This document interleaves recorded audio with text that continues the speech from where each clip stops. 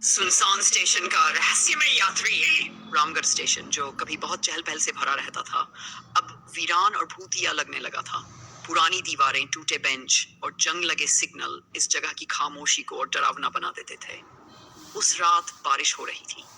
ठंडी हवाएं प्लेटफॉर्म पर अजीब सी सिहरन फैला रही थी। स्टेशन मास्टर रघु अकेला अपने कमरे में बैठा था। अचानक प्लेटफॉर्म से किसी के चलने की आवाज सुनाई दी। कौन है वहां?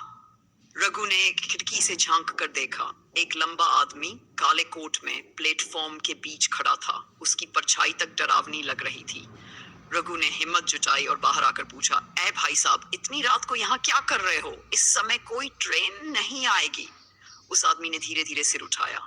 उसकी गहरी ठंडी आंखें रघु के चेहरे पर जमी थी। उसने बेहद धीमी आवाज में कहा, ट्रेन आएगी और मैं उसका इंतजार कर रहा हूँ। क्या बकवास कर रहे हो? रघु चिल्ला कर बोला, यहाँ अब ट्रेनें नहीं रुकती। और तुम किस ट्रेन की बात कर रहे हो? उस आदमी ने अपनी जेब से एक कागज निकाला और चुपचाप रघु को पकड़ा दिया। रघु ने कांपते हाथों से कागज को खोला। उस पर लिखा था, प्लेटफॉर्म नंबर 3। क्या? रघु की आंखें हैरानी से फटी रह गई। Engine salt Z, platform number 3? वह तो सालों से बंद पड़ा है। उस आदमी ने एक लंबी सांस ली और कहा, मैं उसी ट्रेन का इंतजार कर रहा हूं जिसने मुझे घर नहीं पहुंचाया। क्या मतलब? रघु की आवाज अब डर से कांपने लगी थी। तुम कौन हो? वो आदमी बोला, 1947 में जब बंटवारा हुआ था, मैं अपनी माँ के साथ इस स्टेशन से घर जाने के लिए ट्रेन पकड़ने आया था, लेकिन दंगाइयों ने हमारी ट्रेन पर हमला कर दिया। मैं मर गया, मेरी माँ भी। तब से मेरी आत्मा इसी स्टेशन पर भटक रही है।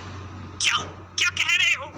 रघु के पैरों तले जमीन खिसक गई। उस आदमी ने बिना कुछ कहे प्लेटफॉर्म नंबर 3 की ओर चलना शुरू कर दिया। रघु चिल्लाया, रुको, कहाँ जा रहे हो? तभी प्लेटफॉर्म पर एक सीटी गूंजी। धुंध में से एक पुरानी भूतिया ट्रेन धीरे धीरे स्टेशन पर आकर रुकी। ट्रेन से सफेद धुएं उठ रहे थे और उसकी खिड़कियों से डरावनी परछाइयां झांक रही थी। वह आदमी उस ट्रेन में चढ़ गया।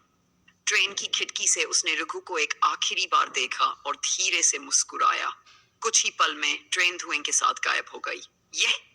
ये क्या था? रघु वहीं जमकर खड़ा रह गया।